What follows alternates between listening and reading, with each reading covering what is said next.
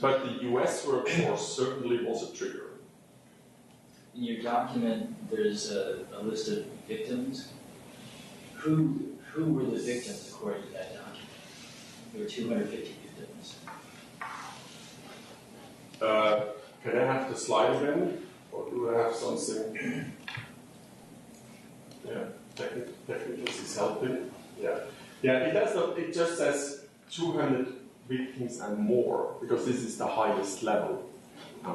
And well, the victim is the project where we finally bribed. And I have mentioned that I will give you a relationship, and this comes about 2 pages later, that we analyzed 38 million transactions, and you will see in a few minutes that finally Deloitte and the investigation team identified 4,283 payments which were clearly crossing the red line. The US authorities are saying we bribed, but you never see a communication with a Siemens logo where Siemens says we bribed. You see that as a quote because the US authorities said Siemens bribed. In the Siemens language, we say we have an issue with non-tax deductible payments. You can smile, but there's a big difference. Would it be fair to call victims then cases of bribery? Yes. Thanks for the question. So, on the SEC side, we were transparent because, as I said, DPYs together with Deloitte analyzing those years I have mentioned from 2001 ongoing, and you see certainly the trigger of the raid in November 2006, the former group communication, which is since many years not part of Siemens anymore, was the clear number one with more than 2,500 payments, and also the scandal in Greece was mainly triggered by COM. Then in the old former structure, industrial solutions, MET, which is my world, power generation, transmission, and public transport, and all the others. But the fact is, of the original 20 million wrongdoings in the world of COM, and as a result of the independent investigation, the total value of $1,400 million wrongdoing is still, even after Petrobras, Walmart, and Alstom, a clear number one. And I have some doubts that any time another company will top that. And you see the numbers itemized in those reports.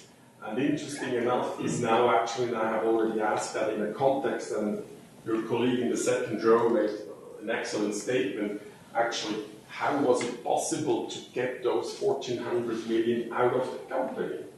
Because I cannot say it enough and multiple times.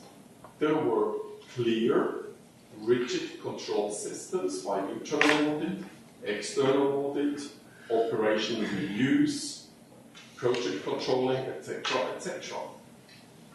So, as I said, hundreds of professionals, even a certain part dedicated to manage slush funds, were established this system to get this huge amount of money out of the system. And what were the patterns? Certainly, the majority by and through business consultants. And even if you read an FCPA report or a report from the World Economic Forum or from OECD, the first paragraph says corruption patterns are done by third parties. That's the most efficient vehicle. But it still has to be professional, because you cannot pay somebody without a contract.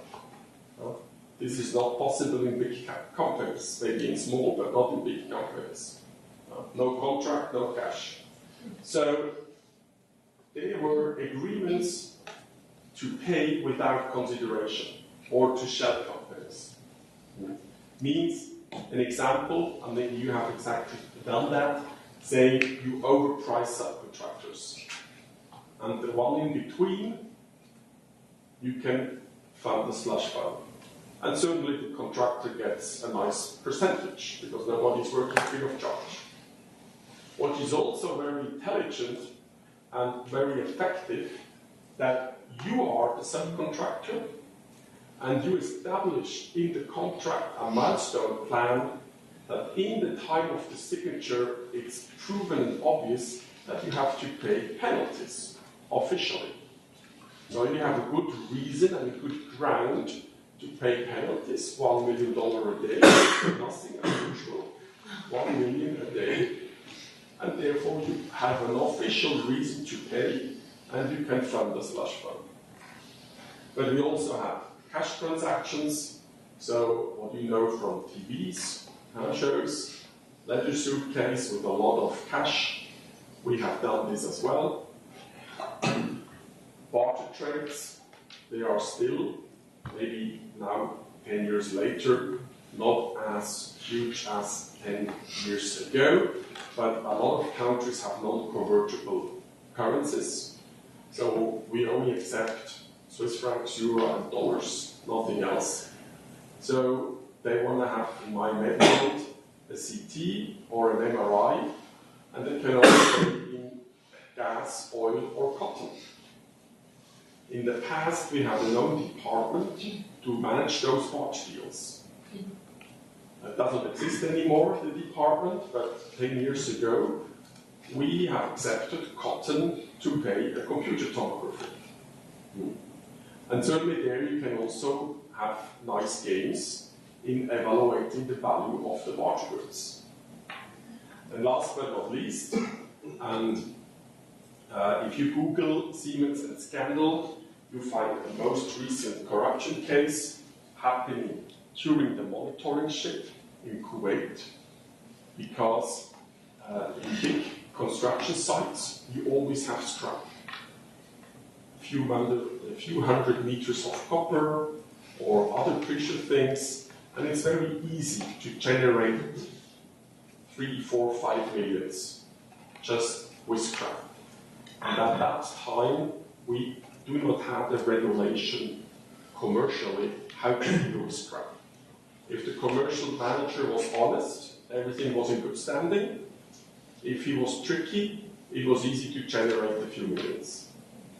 And the Kuwait case actually was established a slush fund, everything is documented in the web, through scrap material, and we were able to stop a payment 1 day before it happened, thanks to a whistleblower. We were able to stop that. But this was actually during the monitoring shift. So even with detective and preventive controls set up in the remediation phase, we were able to establish a slush fund, and only thanks to the whistleblower, we were able to stop the payment. 1 day later, it would have been too late.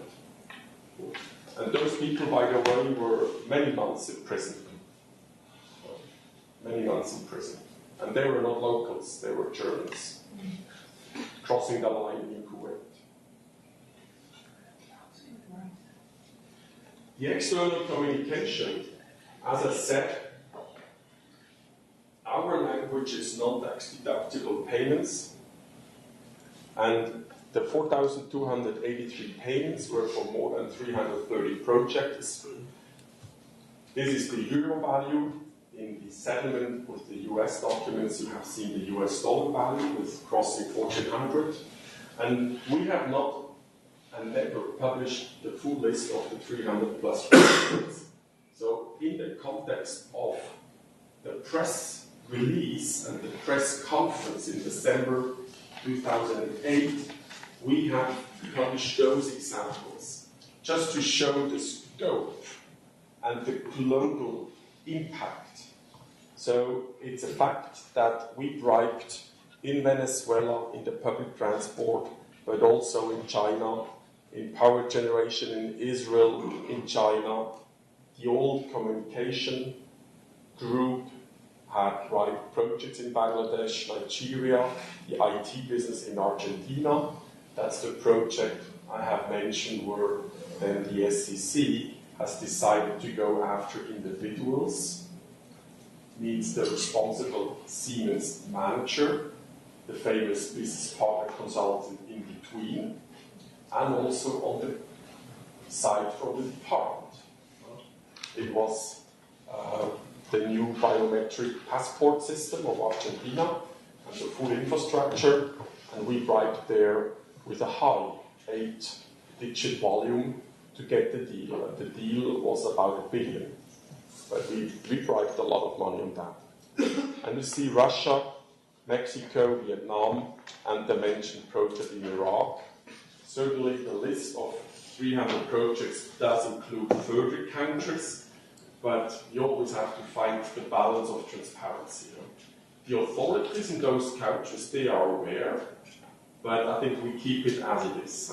But you see, the language is very special, and I always show, and you can still Google and download that, certainly the US authorities, on the one side the Department of Justice, on the other side this SEC, they were not so nice, let's say like that.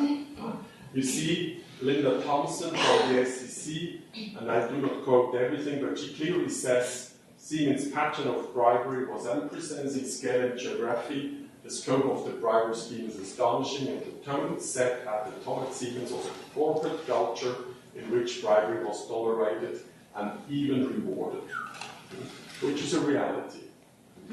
And the DOJ side with Attorney General Mr. Friedrich, he clearly says, from the 90s to 2007, Siemens engaged in a systematic and widespread effort to make and to hide hundreds of millions of dollars in bribe payments across the globe. Bribery was nothing less than a standard operation procedure for Siemens. Siemens will plead guilty. That's the reality. And certainly, you do not find those type of words in the scandal of Petrobras, of Walmart, or even now from Alstom, because yes, even the scope, and I'm still curious then what finally is the result in Walmart. Maybe you have read about that story, where certainly also then the internal reaction, how to deal with the whistleblower saying what is going wrong in Walmart, was very interesting. Certainly, it's then also interesting to understand how they will settle. And the Alstom story just recently been published, so this is very interesting. So, in December 2008, we were able to settle and have started the monitoring ship, but certainly the remediation has started in the first week. DB Weiss and Clinton have started. And as I said, this task force had actually a very strong and important stream of communication outside and internally, then remediation, investigation, and ramping up the program, which was mainly decided by PwC. And I would like to start actually about the myth, because when you want to remediate, the famous question is, what do you want to remediate? And the famous sentence certainly is, everybody does it. Well, it's kind of true. Even saying it's part of the country DNA. It's also kind of true, but is it really an excuse? Because even in rotten countries, there is a law that it is illegal, right? What is also interesting, that all those people involved in unduly payments, they said, I did it for the company. I didn't put any money in my own pocket. Just my colleague from the Siemens organization here in the country. If you are surprised that we have a new student or so. You can say yes and no. And no, I would like to explain. Because certainly, if you influence a project to be finally the winner, it has an impact on your sales commission and your bonus payment. And we track that. And it's also a fact that all those managers being engaged in illegal schemes, they always have super accelerated their bonus. So the sentence I did only for the company, it's not really reality.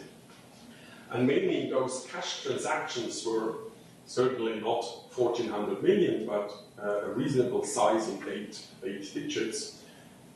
Who can control that when you have asked the special office in Munich to get 3 million in cash, and we lost the track, what happens with those 3 million? Well, either he transferred the 3 million to the, let's say, head of radiology in a funny Asian country. Maybe 3 million is a little bit too much for the CT, but let's say 500,000. Huh? But well, we were not asking for a receipt, right? On the other hand, if you asked for 500,000 and you just then gave 400 because the other side was happy with 400, well, you have not returned the other 100, right? So we do not have really control what happened with the money. So the myth that it's just for the sake of a successful company is just not reality. Certainly also, mainly in early 2007, because DB Voice was a US company, people had difficulties to differentiate what is now an authority, what is just an independent investigator asking for the working for the supervisory board. And the German authorities were very quiet. On the other hand, the German prosecutor raided us in November, and the US authorities, for the very first time, contacted Siemens in March 2007. So, you know, our big enemy is General Electric, being a US company. So, it is just because they heard Siemens as a German company, which, when you remember the numbers, is also not real, because the settlement with the German authorities and the US authorities is about the same. Therefore, it's not about being listed in the SEC, because it was also illegal in Europe. Yeah? I have a question with regards to the first point. I'm not sure why the first point is a myth, because it is true that it's part of the culture in some countries.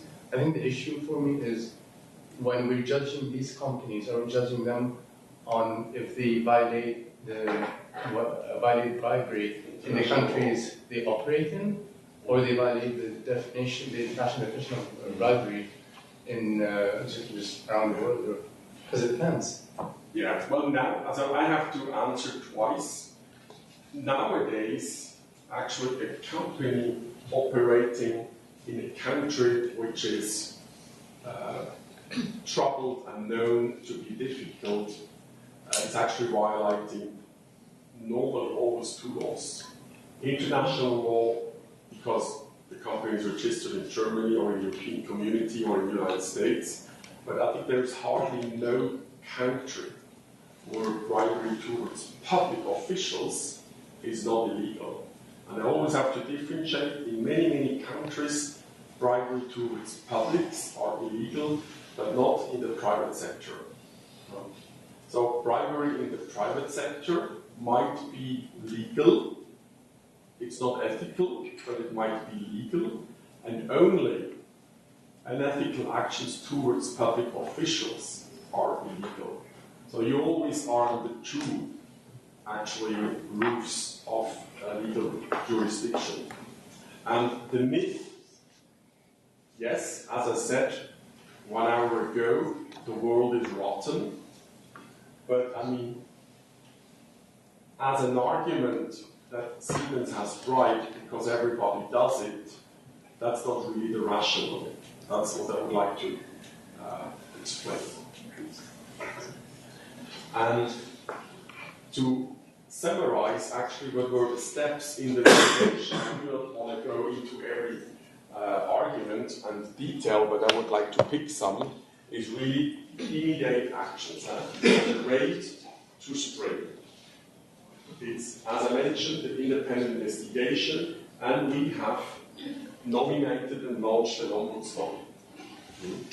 The ombudsman, still in 2015, is an independent law company having a neutral email address where everybody, employees, suppliers, clients, can approach by phone, by email, by portal. Identified or unidentified placing possible alleged wrongdoings. And you have asked about a team or so. It's not a team, it's just one person receiving alleged wrongdoings, identified or unidentified, and even if the whistleblower is opening his identity towards the ombudsman never gives transparency to us. He even rewrites the fact data if he receives information, and saying, as an ombudsman, neutral, paid not by hour but with a fixed scheme, I have here an alleged wrongdoing, please proceed. And we have a team, yes, there is a team on our side in corporate compliance who are actually channeling those wrongdoings in the normal process. And I have an example of that.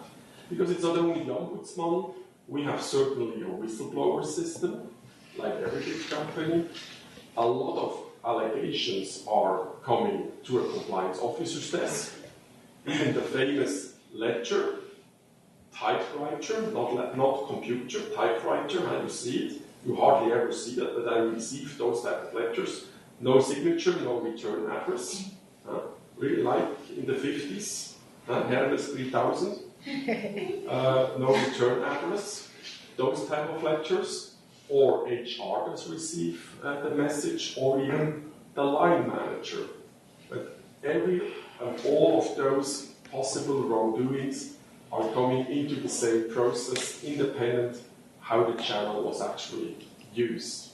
And then the first phase is always plausibility check. Right? Because you know everything about whistleblowing and anonymous tell us lines is very difficult. Because you can also kind of try to get rid of not so nice manager, or if you are in a championship for a new job, while you just place a bad news about your second candidate, and maybe he's then out of the game. So this is very difficult, and we are trained to evaluate and to do a plausibility check. And yes, if there are some good grounds, then we start an investigation. Could you be a little bit more specific? Do you have any, or what kind of KPIs for those compliance officers to make sure that the whole system is efficient and effective? Yeah, normally I hear the question when I explain all those detective and preventive controls and who is supervising the compliance officers. Finally, I mean, it starts on the top, and the global team, we are about 12 people. You have seen that in the public slide, which is also downloadable from our corporate website. We have external assessments by Egon Zehnder. Because Egon Zehnder says they are the only one who have a very global expertise in doing assessments for compliance officers. I don't know if this is true, but I have done this already several times, that you have to go to Egon Zehnder office and they squeeze you 3 hours. And then certainly the global leaders, they have to handpick their own people, and they respectively handpick the people again. And due to the fact that we are fully independent from the organization, the hire and fire is only on our side. But certainly KPIs, and we do have benchmarking with the outside. So I'm also in the board of the compliance officers of life sciences globally. And certainly I have a lot of interactions with the CCO of J&J, or Medtronic, or Bayer, or BMS, or Glaxo, or whatever, to see how are you doing that, etc. But I mean, and certainly then our external auditor is supervising us. Much different than before. So even the external auditor has specialized forces controlling the compliance organization of Siemens. But it's a tricky question. It's a tricky question. And sorry, Orshi, that I use this as an example. When you have a company like Siemens Hungary where there's one compliance officer. I mean, I have a team of 60 people around the globe. But she is the only one where all the burden is on her shoulder. And then certainly it's not so easy to manage, can I say no or not? Because certainly the country manager cannot fire her, but he can be not very nice, right?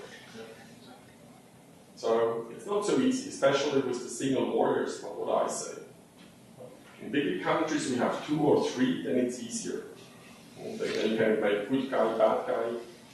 But yeah, one day she's good lady and the other day she's bad lady. It's not so easy when you are alone. I think. I'm right. Yeah. Thank you for the explanation. I was hoping to just imagine that I will be a future manager. I would like to know what kind of parameters I need to my compliance officer to make sure that she will do her job properly. Yeah. You have to ask your head, your heart, your stomach. The 3 of those will answer you if it's the right compliance officer. I cannot give you a better answer.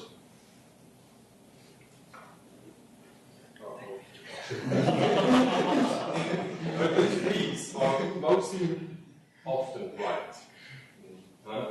Because if the right says, the head says okay and the stomach says not okay, most probably you should listen to the stomach. Sir, I just want to ask that if an employee demonstrates his or her integrity, is it possible that he or she will get promoted more quickly or be more successful? I have not mentioned that due to time constraints, but after the scandal, we have launched a system that every group, every division, every country was rated by the independent compliance organization, how successful they have implemented the program. And this was then triggered and even more effective than, for example, the country profit in the bonus scheme. So if the country management was not highly supportive in the remediation activities, they were severely punished in the bonus scheme. Then after a few years, we changed that to a system we have called Yellow Card, that the responsible compliance officer was able to nominate a missing tone from the top, for example, or a missing support of implementing effective controls. And then the global compliance management team was able to decide to eliminate from 0 to up to 100% of the variable bonus, to punish the manager who was not supporting the effective compliance system. And now also a few years later, after I think 4 or 5 years with the yellow card, we changed, and the supervisory board actually have agreed just last month, we implement an integrity award. That if we see that somebody is doing the extra mile, just doing and having an effective system and flowing with the river is not enough. But if you have the extra mile, we can give an award with a lot of recognition. So it's always, what is the right measure to support such a change of culture? Because it's mainly change of culture when you have to go such a long way. And certainly, when I say 2 years, we have implemented the organization, this does not mean that everybody has switched here, the famous flip. They are still in 2008, after 8 hours of training, people who were convinced that it's the only way to do business in Vietnam, although it is illegal.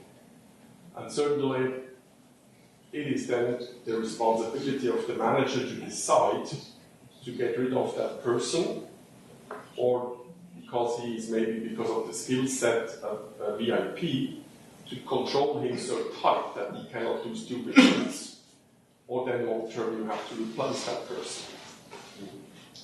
It's a very local decision. It's a very local decision. Yes, you said 2 minutes ago that Siemens Hungary has a single compliance officer. It's like his first role. And you also expressed your concern that it might not be enough that there's only one person present in this role. And I wondered whether it's in central control of how many officers you have to place to a certain business, or if it's in local control, then it's kind of contradicts the original principle of having kind of central overview of the system. Yeah. So how is that? It is not a local decision that Hungary only have one officer. Okay. Hungary, I know that's a little bit difficult because of legacy, but the headquarters is in Vienna. That's for Hungarian, it's a little bit difficult, but the headquarters is in Vienna. And then Munich is controlling Vienna, and so it's actually the chain who decides that because of volume in approval cycles, workflows, currently one senior officer is enough. Maybe when the business volume is bigger, and in the past where we had to ramp up, the team was bigger, but now we are in the standard way. The remediation time is a few years back. I think there were 2 or 3 at the beginning. 3 or even 4 at the beginning, but now since about 2 years or so, we say one person on senior level is enough. Maybe you can say you have to add a junior or whatever. So senior level is one person, and then is there anybody else junior level or senior level and over? In my team, I have only seniors. I have no juniors. And senior is 15% of staff. Okay. Member of management, 15%. To watch the time, I would like to tell you some stuff, although I like the questions, but nevertheless I have a story to tell. So, having implementation, and I will give you some insights, not in details because of time constraints, but the story really is then, because we said with our legacy we have to give something back to the community. We cannot change our history. The 1,400 millions are paid. It was not paper, it was physical paid to public officials and duly illegal. That's our legacy. We cannot change that. But we can give something back to the community, being a recognized leader, telling to young generations like here, and I do this in about 2/3 of universities anywhere in the world, to say what happened and what have we done to get out of the mess, and what we tried to keep as a momentum, and also supporting, and we have a lot of best practices sharing with a lot of other companies. Because people are interested, how was it possible that Siemens was able to get out of the mess?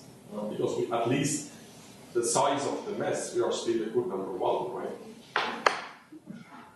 And therefore, what was actually the benefit of this burdensome process? It's not just about money, because this was painful for the shareholders, but not really for the company, just our profit was destroyed. But it is a clearance in only 2 years, and the business is stronger than ever. It's back. No really material effect on the share price because of the scandal. Even in November 2006, after the scandal, there is no hitch in the stock price. And the most important thing, because truly, I was in core team meetings in late 2007 where it was not sure if we will survive or not. But we survived. And it was a successful self-cleaning, so we had never to face a debarment. The cooperation with the authorities was really the trigger to avoid much bigger fines, and which is quite successful and not actually so obvious, because the cradle of the scandal was our com group, and in the turmoil of the scandal, we sold our com business to Nokia into a joint venture, which is now for many, many years was Nokia Siemens Networks. So now we sold our part to Nokia, so it's Nokia only, and Nokia sold the mobile business as you know. So Nokia actually is not mobile anymore because this is now Microsoft. Nokia is actually the carrier and mobile business of Nokia Networks and Siemens. And yes, we have really a new image. We also see that in attracting talents. It's again tempting and interesting to work for Siemens. And I mentioned that being for many, many years the winner in the Dow Jones Sustainability Index. And going back what actually the monitor is doing, this is not a wish, or you can say yes or no. When you have to settle with US authority, it is part of the agreement that you will be supervised by a monitor, which, by the way, you have to pay. It's not paid by the US authorities. And this monitor, as I said, Mr. Theo Weigel and team, he was not a single lawyer, he had 40, 50 lawyers in the background, was an independent third party assigned by the US authorities, and he was assessing and monitoring the compliance behavior. So I was attending in many, many executive meetings in healthcare where maybe only one day pre-announced the monitor was attending the top executive management meeting because he had the right to do so. And there, immediately, he feels the tone from the top in live mode. And he had a lot of internal reviews. He made even tests to review the whistleblower channels. And we found only afterwards. So he constructed a message and fed this message in the Ombudsman, or in our Tellus portal, or by a message with a funny letter. And then they observed secretly in the background what happens now with that message. Wrongdoing of X in country Y. So they have done those reviews, and they have documented the status in every year's report, this amount of paper, with a lot of recommendations. And in year number 1, I still remember we had 114 recommendations. And they were not just paper, they were really tough.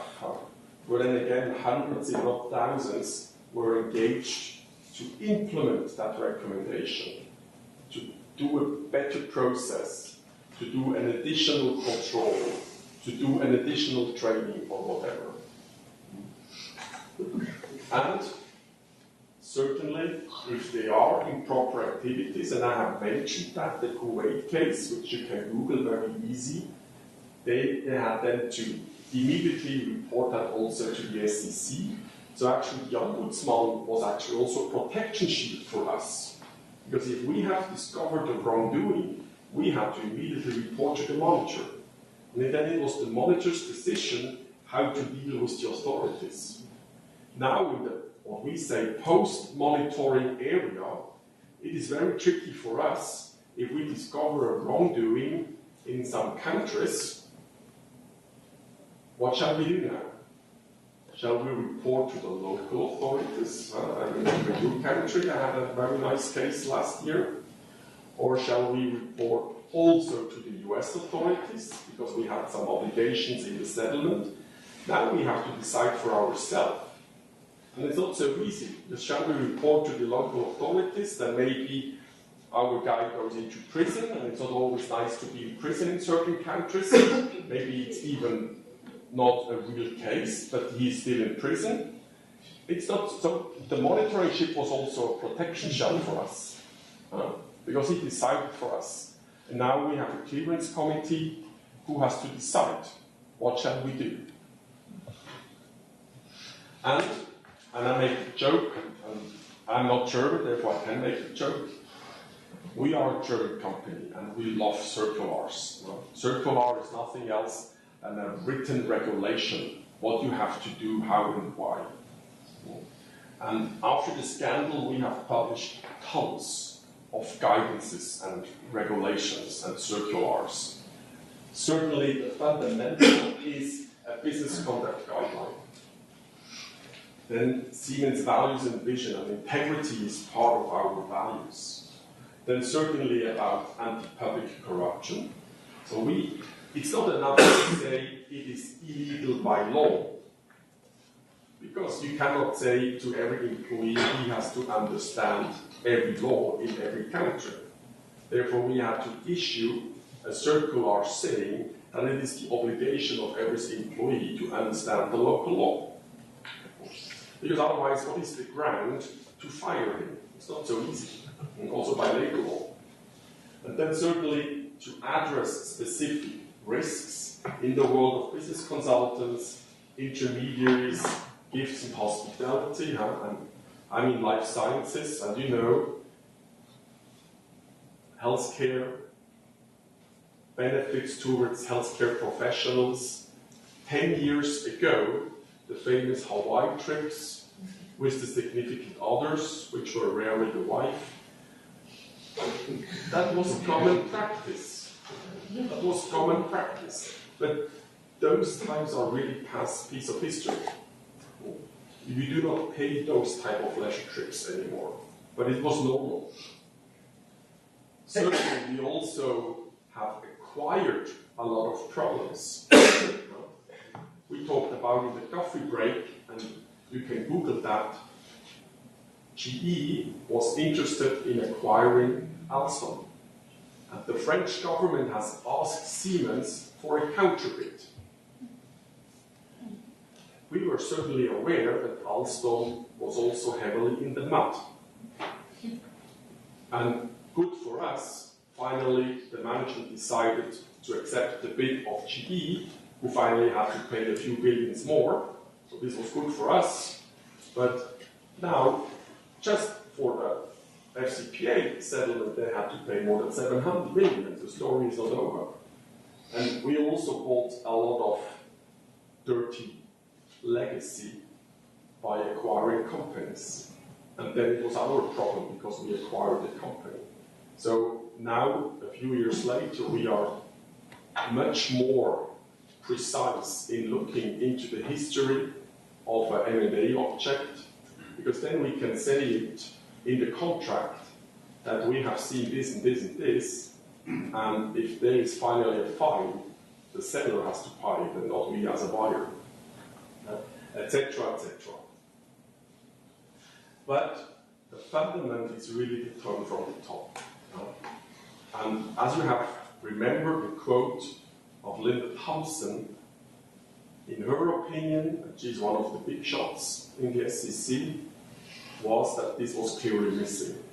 Because everybody who crossed the red line was in majority being aware that he is in an illegal activity.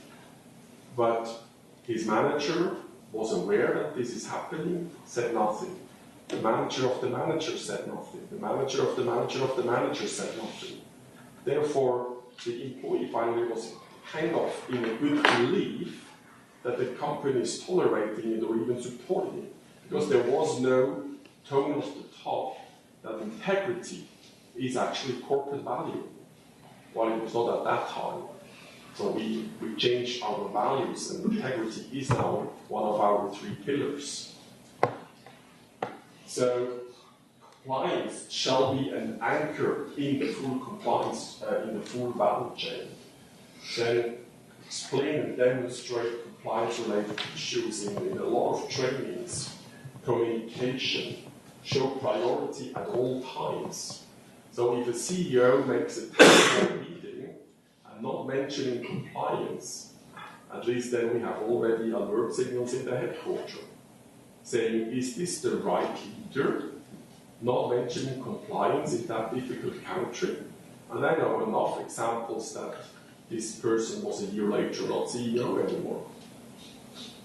So this is really the picture, walk the talk, full commitment. And it starts from the top, because changing a middle management needs not just a few years, it needs many, many years. When we talk about compliance, do we talk only about bribery or also insider trading, fraud? Everything.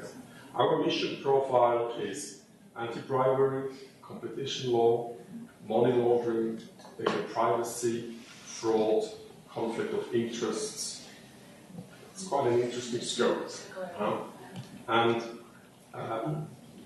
you can Google a lot of documentation about surveys. Our clients, I always say, are the so-called socially disordered. And what do you think, what is the percentage of 100 employees, male and female, how many percent are crossing the red line in average?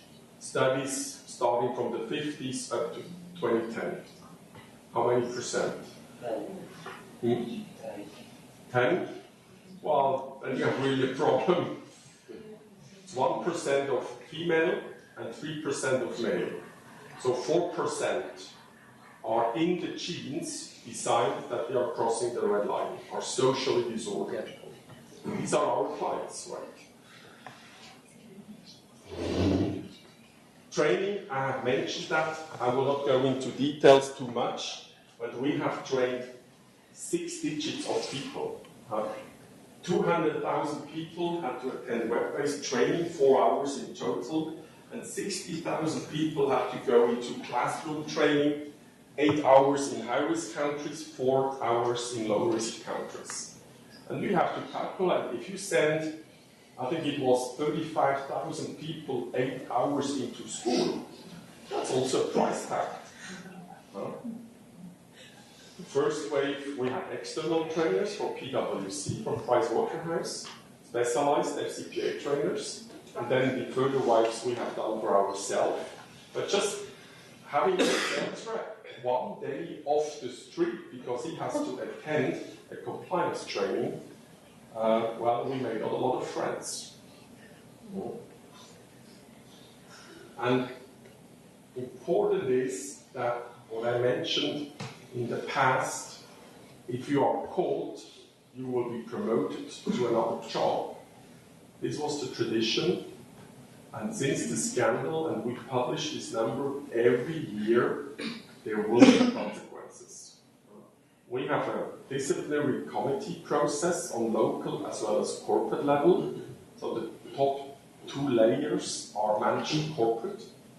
So if a country CEO or a country head of accounting is crossing the line, it's not the country itself who can decide about a sanction. It is corporate level. And then corporate headquarters, the corporate disciplinary committee, sends a one-way communication to the country HR head saying the CEO will be fired. We had last year a case in Europe where in the same week the CEO, the CFO, the head of HR, and the head of communication was terminated immediately in one same country. You know which one, right? This is then a strong message to the employees. If the 4 people had to leave the office within 1 day. And you see the number in fiscal aid and dark blue is dismissal, so really termination in good standing or immediate effect. Then other measures like eliminating the bonus, which is for top management 66%. So we have I have 1/3 fixed and 2/3 variable. And if you are not getting the 2/3, well, this hurts. Or we have stock plans, so you decide he doesn't put stocks on top. So there are a lot of possible measures. And the yellow part are warnings, and you know, according to local labor law, you can have verbal warnings, written warnings. In countries there are even 3 levels. It's defined by the labor law, what are the measures. And you see the number interesting, and we just published a month ago, fiscal 14. You see, they are part of the Compliance Progress Report and the Siemens Sustainability Report, so you can download those reports year by year. And even last year, where you say actually we have a full established system, 50 people were terminated because of compliance. That's certainly mobbing, harassment is also, depending on the job level, a compliance case. But he will be terminated because of harassment, which is an HR reason code. So those 50 people had to leave the company according to labor law with termination period or with immediate effect, because they crossed the red line in all those patterns I have mentioned before. And it's also a fact that in many, many countries, it's very difficult to fire people, even if they have crossed the line where everybody said, how can this be that this person remains in the company? Because it's not possible to fire that person by labor law. Are you also so strict towards your customers? In other words, if the customer will cross the line, would you stop any cooperation with you in the future? You have to differentiate between suppliers and customers. Suppliers, a code of conduct for suppliers, also with a strong audit right. And if by a whistleblower, by press, or by our own audits, we find out that the supplier is crossing the line, and certainly the code of conduct is then also touching not only the famous compliance patterns, but also environmental and children work, etc., then we terminate the contract. If one of our clients, or we are the supplier, is crossing the line, well, that's not so easy, because we have a contract we have to fulfill. And it's actually not our problem if our client is doing something illegal, right? We are a normal supplier to him. And we cannot terminate, well, we could, but according to the contract, we would even have to pay a penalty if we do not deliver according to the contract. So we really have to say suppliers, customers, clients, and employees. Two sides of the triangle, I think we have quite well under control. And certainly, if we have a client which is in the red zone, it's a question of reputation. But at the very end, we have a contractual obligation, and mainly in life sciences. I mean, we cannot stop delivering repair kits for a CT, otherwise people will die in the hospital. And even when we had problems with the BRIC countries or with the PIGS countries, that they have not paid the invoices anymore because they had no money in Spain or in Italy. I mean, there were hundreds of millions open invoices. We were not allowed to stop business because otherwise the hospital is not able to operate anymore. It's not so easy because we have a contractual obligation, even if our invoices are not paid. Can I ask a follow-up question to that? Even if you're contractually obliged to fulfill the contract, does Siemens feel an obligation to report or disclose, red zone behavior in one of your clients? If we are the source of detecting the uncompliant behavior, then we have a disclosure committee who decides that. Because it's always a question, what is the local situation? Do we put people's life in danger or not? Because Europe is not Asia or other countries. Then we truly discuss that. So if we find out that one of our employees was bribing a public official, then we have a specialized committee with a lot of specialists to decide what can we do towards the authorities, not to harm people's life. And if we get the wrongdoing by press or by a public prosecution, then what your colleague said, it's not so easy just because he crossed the line to step out from the contract. It's not so easy. I want to ask, mostly the definition of cross the lines related to the law or related to just because the compliance is more than the law. Yeah, for us it's law, international and local law, and internal regulations. The famous pyramid, which is only an extract. We have a big file of circulars. So when we launch an investigation, and now I will jump a little bit. These are just tools, and somewhere I think it's even now it's in the public deck I have given you. So I can jump back again. If we can overview like that, for example, where I can invest 2 minutes. But to answer you the question, if we have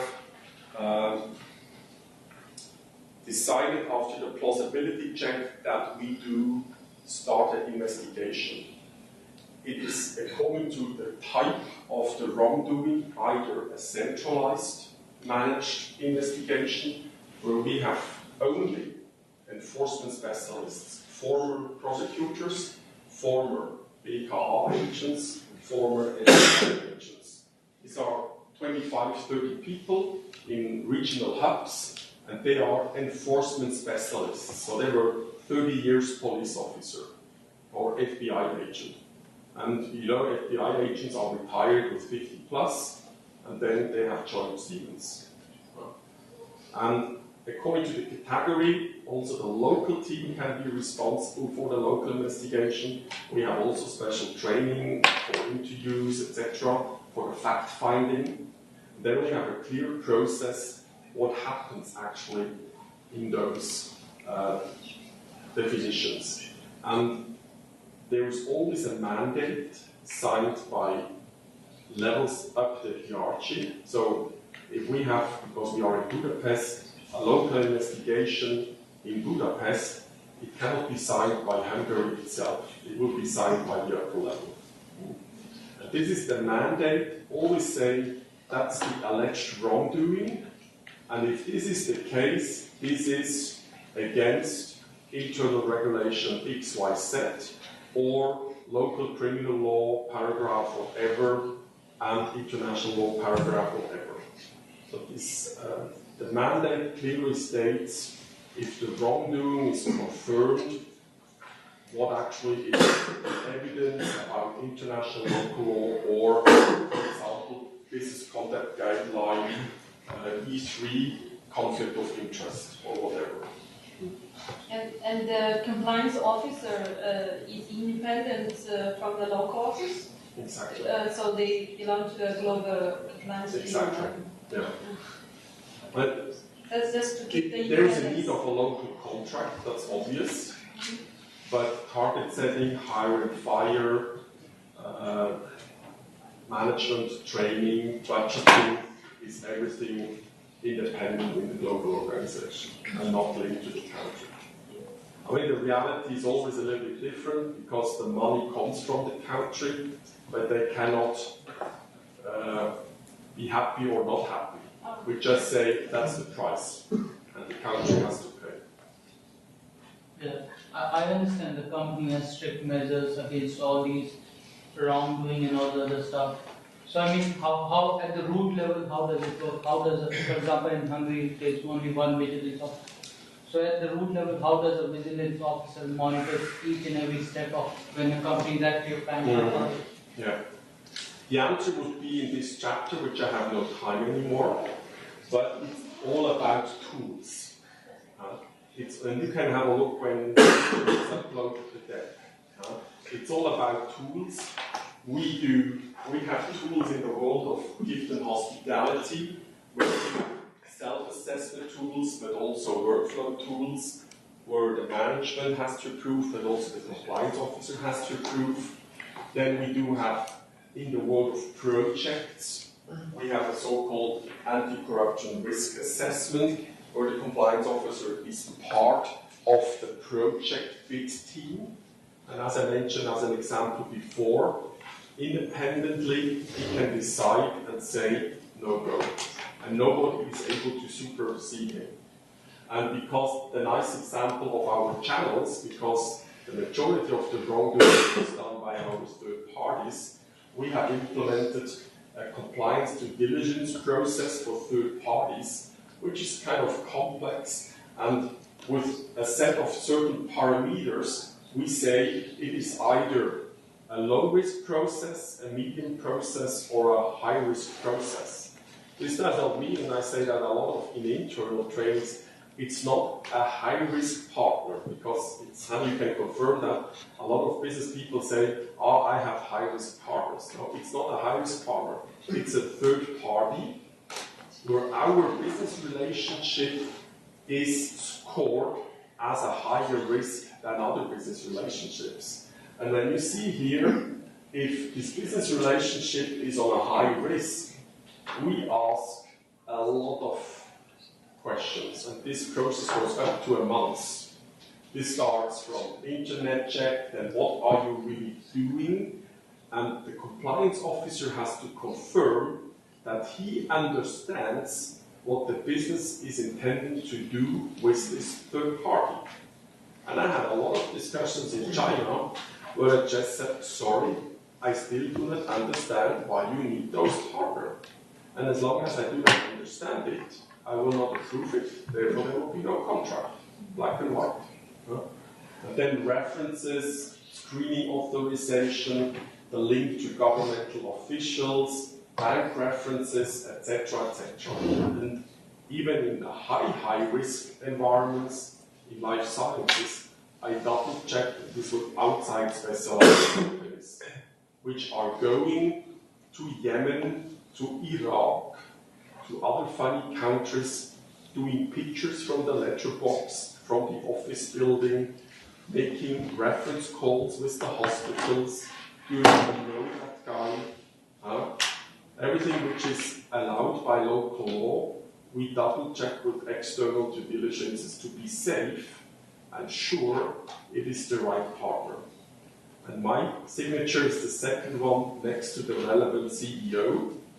And when the two of us are signing, the contract with the business partner can go into force.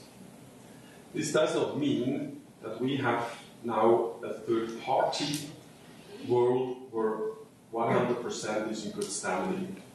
But at least on our best belief, even supported with third voices, we have a very good feeling that we have chosen the right partner to represent and sell CTs and MRs in a country like Yemen, which by chance is a difficult country. How much extra does it cost to do all these things? An external CDD is about $5,000 upwards, up to $30,000 per partner, which is worth to invest. I have money for that.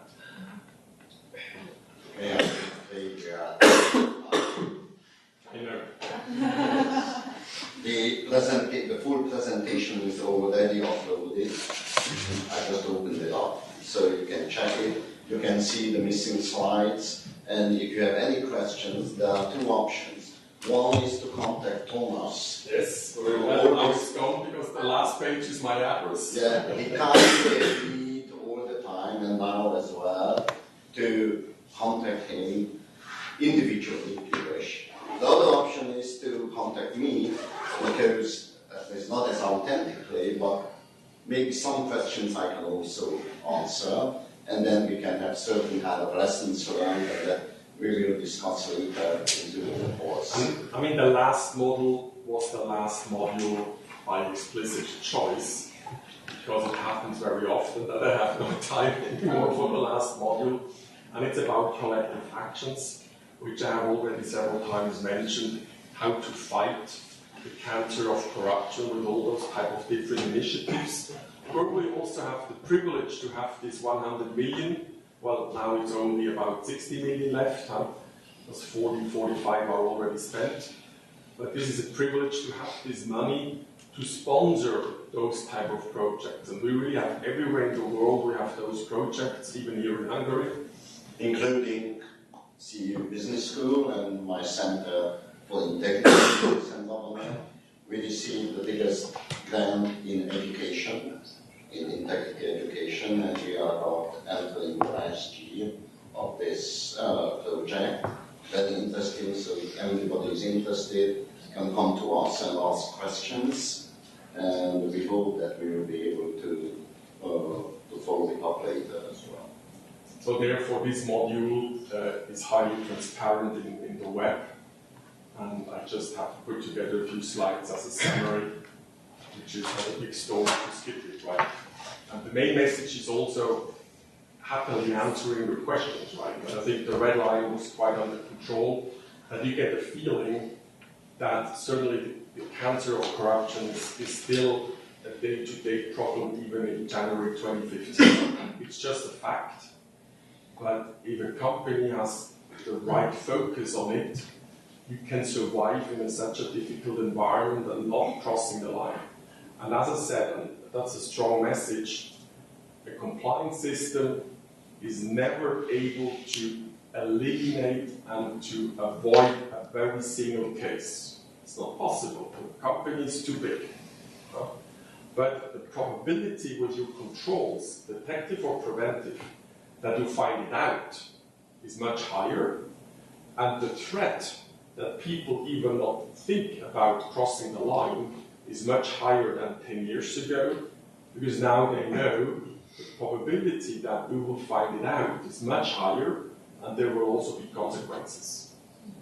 And I think that's true with the best practice of Siemens, and that's also the reason that every month companies from anywhere in the world are coming to our headquarters asking half a day, how have you done it? And I mentioned a lot of tools where I only explained very shortly this business partner due diligence tool.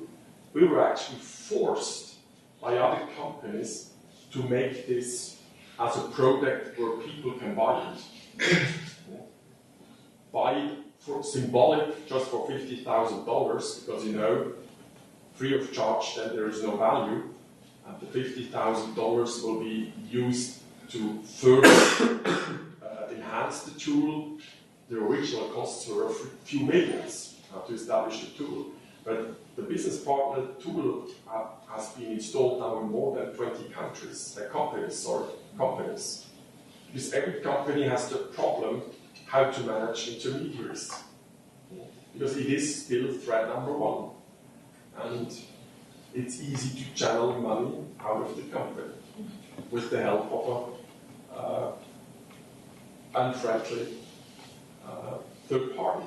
And think about it only works if a Siemens employee is engaged and is personally crossing the line. No questions now.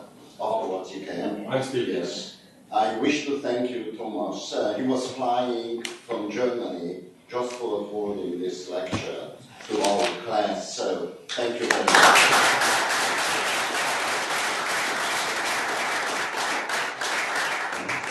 The official part is over. You may wish to speak to Thomas, but we have to end.